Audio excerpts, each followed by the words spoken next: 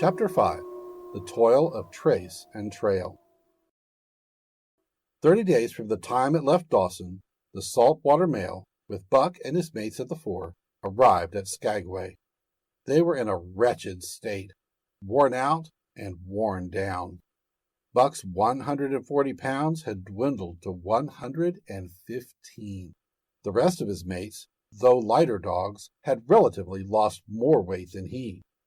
Pike, the malingerer, who, in his lifetime of deceit, had often successfully feigned a hurt leg, was now limping in earnest. Sol-leks was limping, and Dub was suffering from a wrenched shoulder blade. They were all terribly footsore. No spring or rebound was left in them. Their feet fell heavily on the trail, jarring their bodies and doubling the fatigue of a day's travel. There was nothing the matter with them except that they were dead tired. It was not the dead tiredness that comes through brief and excessive effort, from which recovery is a matter of hours, but it was the dead tiredness that comes through the slow and prolonged strength drainage of months of toil. There was no power of recuperation left, no reserve strength to call upon. It had been all used, the last least bit of it. Every muscle, every fiber, every cell was tired, dead tired, and there was reason for it. In less than 5 months, they had traveled 2,500 miles, during the last 1,800 of which they had had but 5 days' rest. When they arrived at Skagway, they were apparently on their last legs. They could barely keep the traces taut, and on the downgrades just managed to keep out of the way of the sled. "Mush on, poor sore feets," the driver encouraged them as they tottered down the main street of Skagway. "This is the last. Then we get one long rest, eh? For sure. One bully long rest." The drivers confidently expected a long stopover.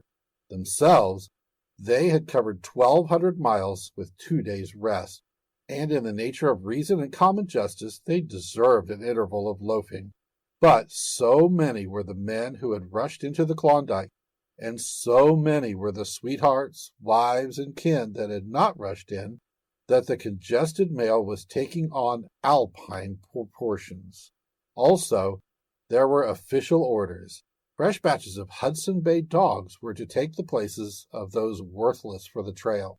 The worthless ones were to be got rid of, and, since dogs count for little against dollars, they were to be sold. 3 days passed, by which time Buck and his mates found how really tired and weak they were. Then, on the morning of the 4th day, 2 men from the States came along and bought them, harness and all, for a song.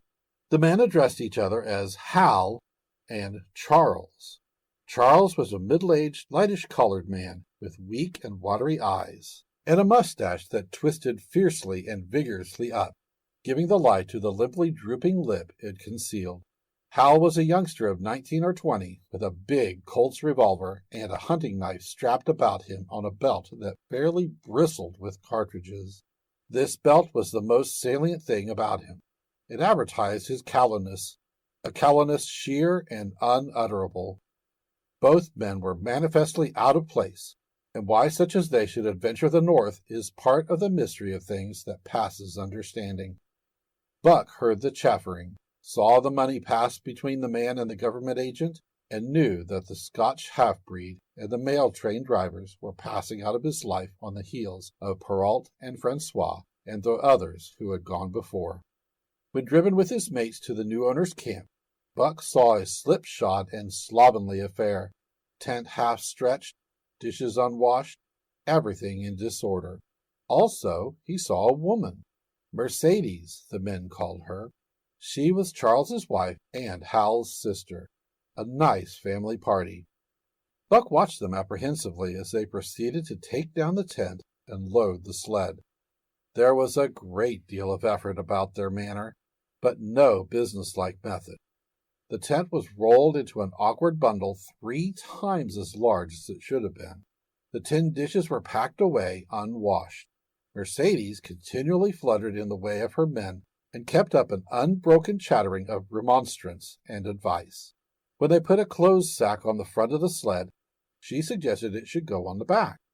And when they had put it on the back, covered it over with a couple of other bundles, she discovered overlooked articles which could abide nowhere else but in that very sack. And they unloaded it again. 3 men from a neighboring tent came out and looked on, grinning and winking at one another.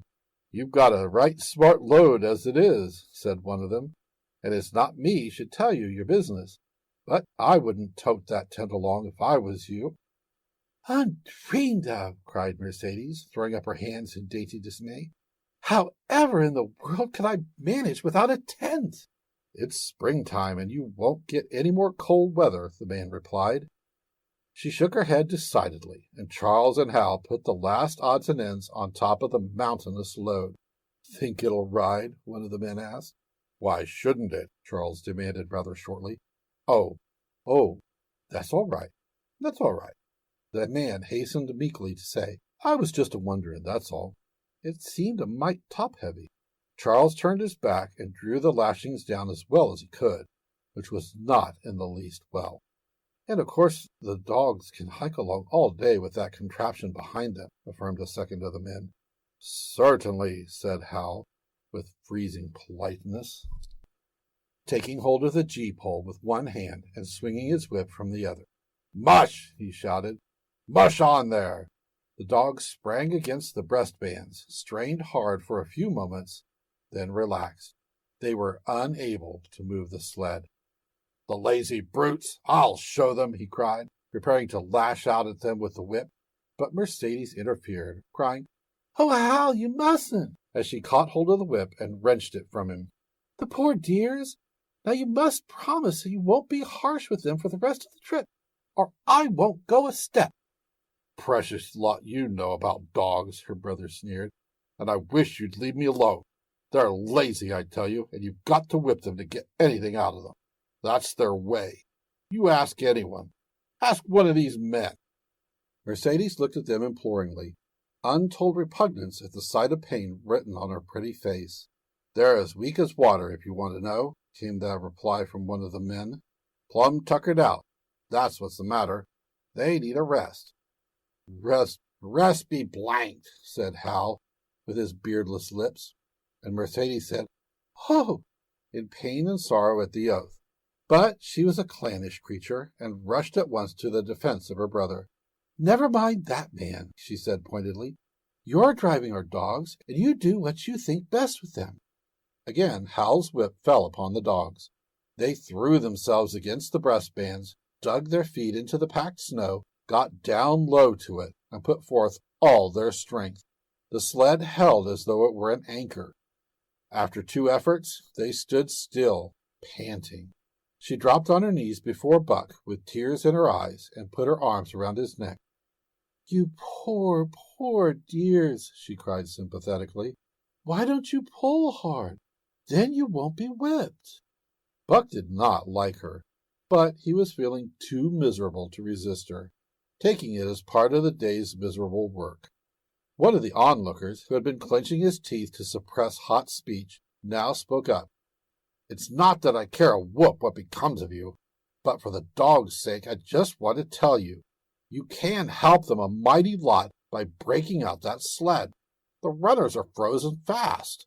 Throw your weight against the gee-pole right and left and break it out."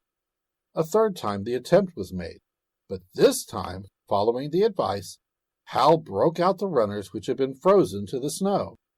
The overloaded and unwieldy sled forged ahead, Buck and his mate struggling frantically under the rain of blows. 100 yards ahead the path turned and sloped steeply into the main street. It would have required an experienced man to keep the top-heavy sled upright, and Hal was not such a man. As they swung on the turn, the sled went over, spilling half its load through the loose lashings. The dogs never stopped. The lightened sled bounded on its side behind them. They were angry because of the ill treatment they had received and the unjust load. Buck was raging. He broke into a run, the team following his lead. Hal cried, "Whoa! Whoa!" but they gave no heed. He tripped and was pulled off his feet. The capsized sled ground over him, and the dogs dashed on up the street, adding to the gaiety of Skagway as they scattered the remainder of the outfit along its chief thoroughfare. Kind-hearted citizens caught the dogs and gathered up the scattered belongings. Also, they gave advice. Half the load and twice the dogs, if they ever expected to reach Dawson, was what was said. Hal and his sister and his brother-in-law listened unwillingly, pitched tent, and overhauled the outfit. Canned goods were turned out to make men laugh, for canned goods on the long trail is a thing to dream about. Blankets for a hotel, quoth one of the men who laughed and helped. Half as many is too much. Get rid of them. Throw away that tent and all those dishes. Who's going to wash them anyway? Good Lord, do you think you're traveling on a Pullman? And so it went, the inexorable elimination of the superfluous. Mercedes cried when her clothes bag was dumped on the ground and article after article was thrown out. She cried in general, and she cried in particular over each discarded thing. She clasped hands about knees, rocking back and forth broken-heartedly. She averred she would not go an inch, not for a dozen Charleses. She appealed to everybody and to everything, finally wiping her eyes and proceeding to cast out even articles of apparel that were imperative necessaries. And in her zeal, when she had finished with her own, she attacked the belongings of her men and went through them like a tornado. This accomplished, the outfit, though cut in half, was still a formidable bulk. Charles and Hal went out in the evening and bought 6 outside dogs. These, added to the 6 of the original team, and Teek and Kuna, the huskies obtained at the Rink Rapids on the record trip, brought the team up to 14. But the outside dogs, though practically broken in since their landing, did not amount to much. 3 were short-haired pointers, 1 was a Newfoundland, and the other 2 were mongrels of indeterminate breed. They did not seem to know anything, these newcomers. Buck and his comrades looked upon them with disgust, and though he speedily taught them their places and what not to do, he could not teach them what to do. They did not take kindly to trace and trail. With the exception of the 2 mongrels, they were bewildered and spirit-broken by the strange savage environment in which they found themselves, and by the ill treatment they had received. The 2 mongrels were without spirit at all. Bones were the only thing breakable about them. With the newcomers hopeless and forlorn, and the old team worn out by 2,500 miles of continuous trail, the outlook was anything but bright. The 2 men, however, were quite cheerful, and they were proud, too. They were doing the thing in style, with 14 dogs. They had seen other sleds depart over the pass for Dawson, or come in from Dawson, but never had they seen a sled with so many as 14 dogs. In the nature of Arctic travel, there was a reason why 14 dogs should not drag one sled, and that was that one sled could not carry the food for 14 dogs. But Charles and Hal did not know this. They had worked the trip out with a pencil. So much to a dog, so many dogs, so many days. QED. Mercedes looked over their shoulders and nodded comprehensively. It was all so very simple. Late next morning, Buck led the long team up the street. There was nothing lively about it. No snap or go in him and his fellows. They were starting dead weary. 4 times he had covered the distance between Saltwater and Dawson, and the knowledge that, jaded and tired, he was facing the same trail once more made him bitter. His heart was not in the work, nor was the heart of any dog. The outsiders were timid and frightened, the insides without confidence in their master. Buck felt vaguely that there was no depending upon these 2 men and the woman. They did not know how to do anything, and as the days went by, it became apparent that they could not learn. They were slack in all things, without order or discipline. It took them half the night to pitch a slovenly camp, and half the morning to break that camp and get the sled loaded in fashion so slovenly that for the rest of the day they were occupied in stopping and rearranging the load. Some days they did not make 10 miles. On other days they were unable to get started at all. And on no day did they succeed in making more than half the distance used by the men as a basis in their dog food computation. It was inevitable that they should go short on dog food, but they hastened it by overfeeding, bringing the day nearer when underfeeding would commence. The outside dogs, whose digestion had not been trained by chronic famine to make the most of little, had voracious appetites. And when, in addition to this, the worn-out huskies pulled weakly, Hal decided that the orthodox ration was too small. He doubled it. And to cap it all, when Mercedes, with tears in her pretty eyes and a quaver in her throat, could not cajole him into giving the dogs still more, she stole from the fish sacks and fed them slyly. But it was not food that Buck and the huskies needed, but rest. And though they were making poor time, the heavy load they dragged sapped their strength severely. Then came the underfeeding. Hal awoke one day to the fact that his dog food was half gone and the distance only quarter covered. Further, that for love or money no additional dog food was to be obtained.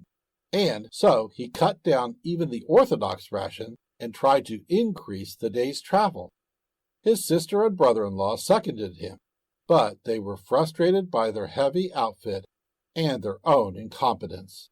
It was a simple matter to give the dogs less food, but it was impossible to make the dogs travel faster, while their own inability to get underway earlier in the morning prevented them from traveling longer hours. Not only did they not know how to work the dogs, but they did not know how to work themselves. The first to go was Dub. Poor blundering thief that he was, always getting caught and punished, he had none the less been a faithful worker.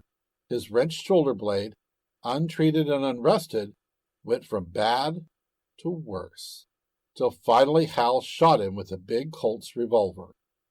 It is a saying of the country that an outside dog starves to death on the ration of the husky, so the 6 outside dogs under Buck could do no less than die on half the rations of the husky. The Newfoundland went first, followed by the 3 short-haired pointers, the 2 mongrels hanging on more grittily onto life, but going in the end. By this time, all the amenities and gentlenesses of the Southland had fallen away from the 3 people. Shorn of its glamour and romance, Arctic travel became to them a reality too harsh for their manhood and womanhood.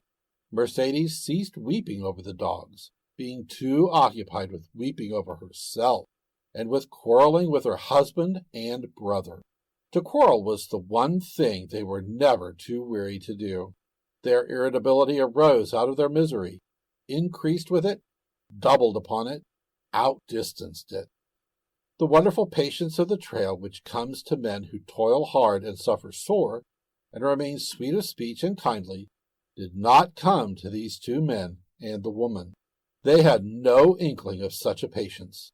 They were stiff and in pain. Their muscles ached, their bones ached, their very hearts ached, and because of this they became sharp of speech, and hard words were first on their lips in the morning and last at night. Charles and Hal wrangled whenever Mercedes gave them a chance. It was the cherished belief of each that he did more than his share of the work, and neither forbore to speak this belief at every opportunity. Sometimes Mercedes sided with her husband, sometimes with her brother. The result was a beautiful and unending family quarrel, starting from a dispute as to which should chop a few sticks for the fire, a dispute which concerned only Charles and Hal, presently would be lugged into the rest of the family, fathers, mothers, brothers, uncles, cousins, people thousands of miles away, and some of them dead, that Hal's views on art, or the sort of society plays his mother's brother wrote, should have anything to do with the chopping of a few sticks of firewood, passes comprehension. Nevertheless, the quarrel was as likely to tend in that direction as in the direction of Charles's political prejudices. and that Charles's sister's tale-bearing tongue should be relevant to the building of a Yukon fire was apparent only to Mercedes, who disburdened herself of copious opinions upon that topic, and incidentally upon a few other traits unpleasantly peculiar to her husband's family.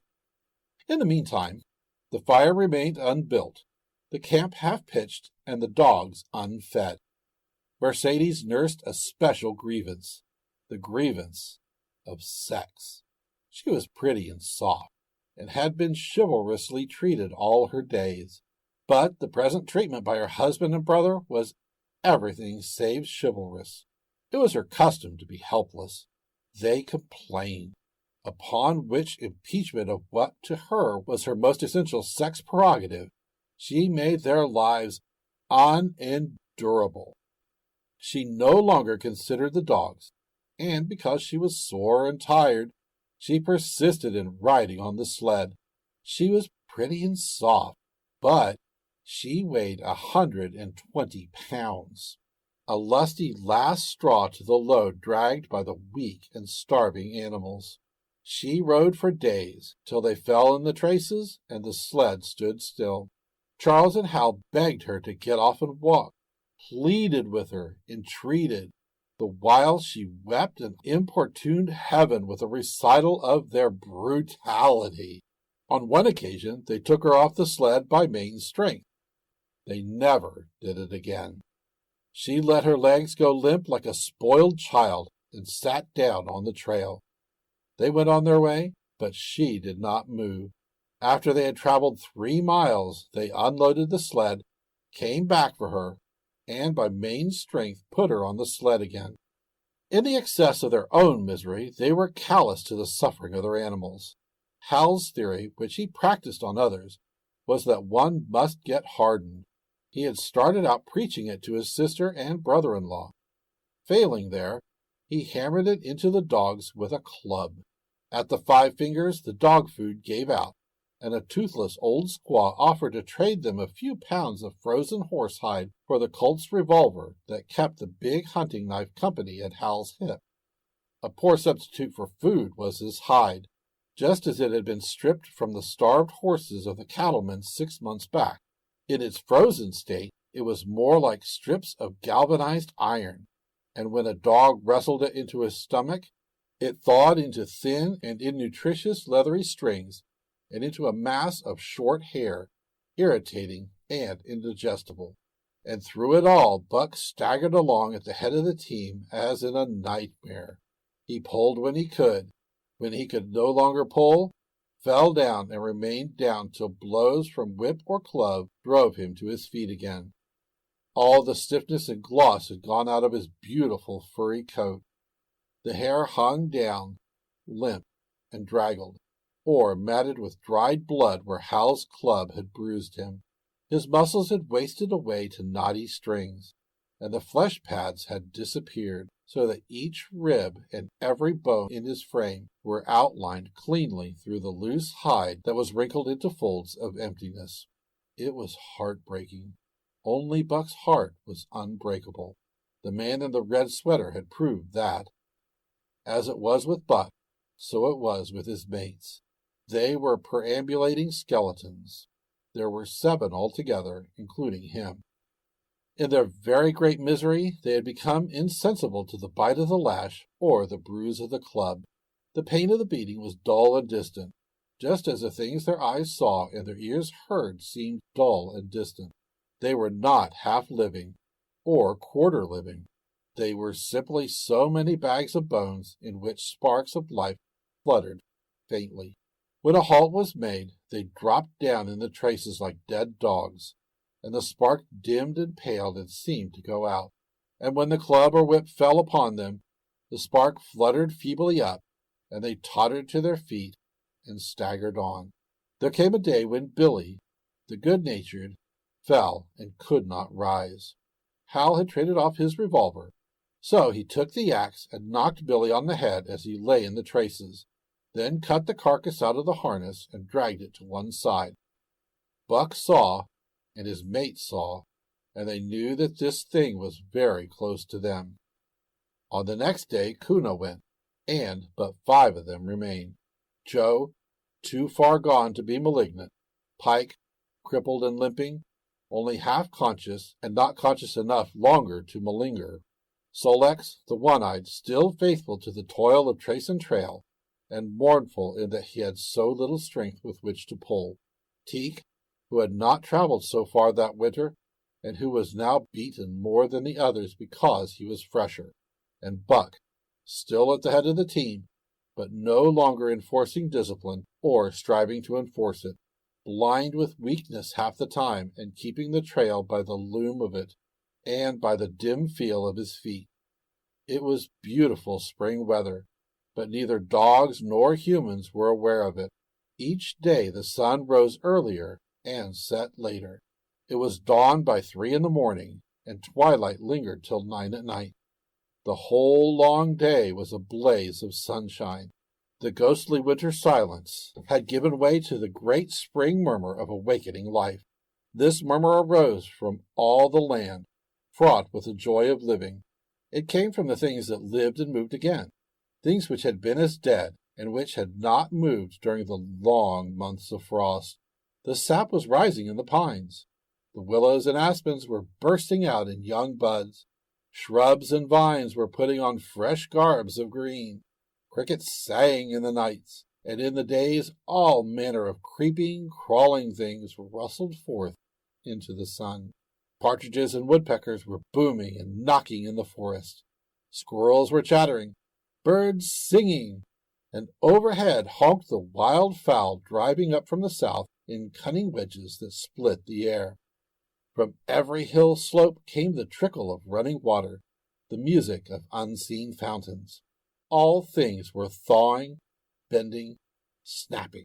The Yukon was straining to break loose the ice that bound it down. It ate away from beneath. The sun ate from above. Air holes formed. Fissures sprang and spread apart, while thin sections of ice fell through bodily into the river.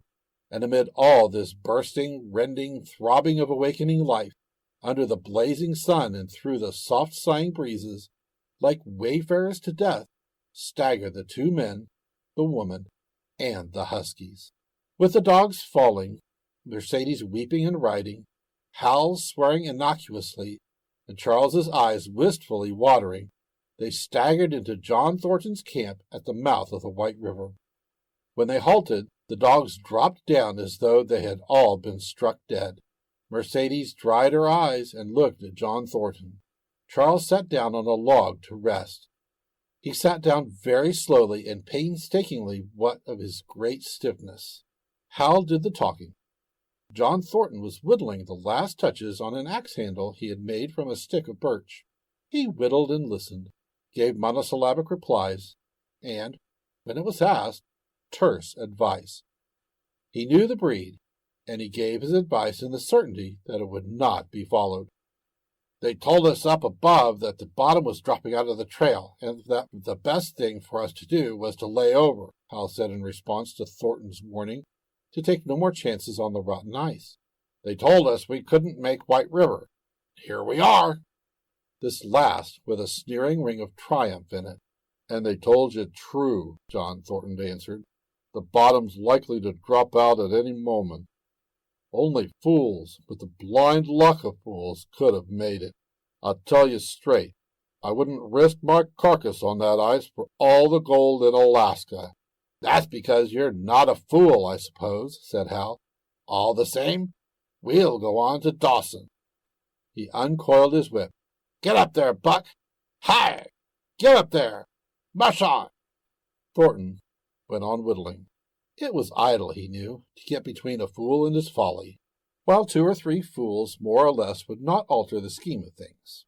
But the team did not get up at the command. It had long since passed into the stage where blows were required to rouse it.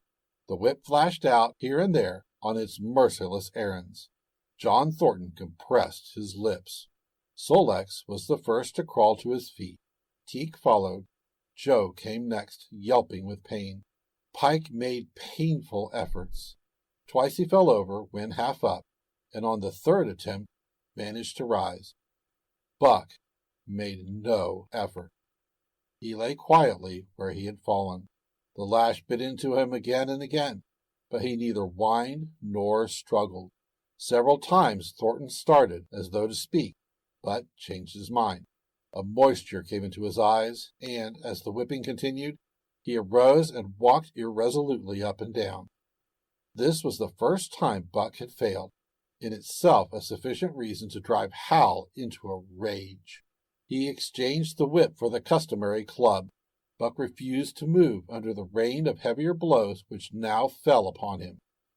Like his mates, he was barely able to get up, but, unlike them, he had made up his mind not to get up. He had a vague feeling of impending doom. This had been strong upon him when he pulled into the bank, and it had not departed from him. What of the thin and rotting ice he had felt under his feet all day? It seemed that he sensed disaster close at hand. Out there ahead on the ice where his master was trying to drive him, he refused to stir. So greatly had he suffered, and so far gone was he, that the blows did not hurt much. As they continued to fall upon him, the spark of life within flickered and went down. It was nearly out. He felt strangely numb, as though from a great distance he was aware that he was being beaten. The last sensations of pain left him. He no longer felt anything, though very faintly he could hear the impact of the club upon his body. But it was no longer his body. It seemed so far away. And then, suddenly, without warning, uttering a cry that was inarticulate and more like the cry of an animal, John Thornton sprang upon the man who wielded the club. Hal was hurled backward, as though struck by a falling tree. Mercedes screamed. Charles looked on wistfully, wiped his watery eyes, and did not get up because of his stiffness. John Thornton stood over Buck, struggling to control himself, too convulsed with rage to speak. "If you strike that dog again, I'll kill you," he said. He at last managed to say in a choking voice. "That's my dog," Hal replied, wiping the blood from his mouth as he came back. "Get out of my way or I'll fix you. I'm going to Dawson." Thornton stood between him and Buck and evinced no intention of getting out of the way. Hal drew his long hunting knife. Mercedes screamed, cried, laughed, and manifested the chaotic abandonment of hysteria. Thornton rapped Hal's knuckles with the axe handle, knocking the knife to the ground. He rapped his knuckles again as he tried to pick it up. Then he stooped, picked it up himself, and with 2 strokes cut Buck's traces. Hal had no fight left in him. Besides, his hands were full with his sister, or his arms, rather, while Buck was too near dead to be of further use in hauling the sled. A few minutes later they pulled out from the bank and down the river. Buck heard them go and raised his head to see. Pike was leading, Sol-leks was at the wheel, and between were Joe and Teek. They were limping and staggering. Mercedes was riding the loaded sled. Hal guided the gee-pole, and Charles stumbled along in the rear. As Buck watched them, Thornton knelt beside him and with rough, kindly hands searched for broken bones. By the time his search had disclosed nothing more than many bruises and a state of terrible starvation, the sled was 1/4 of a mile away. Dog and man watched it crawling along over the ice. Suddenly, they saw its back end drop down, as into a rut, and the gee-pole, with Hal clinging to it, jerk into the air. Mercedes' scream came to their ears. They saw Charles turn and take 1 step to run back, and then a whole section of ice gave way, and dogs and humans disappeared. A yawning hole was all that was to be seen. The bottom had dropped out of the trail. John Thornton and Buck looked at each other. "You poor devil," said John Thornton, and Buck licked his hand.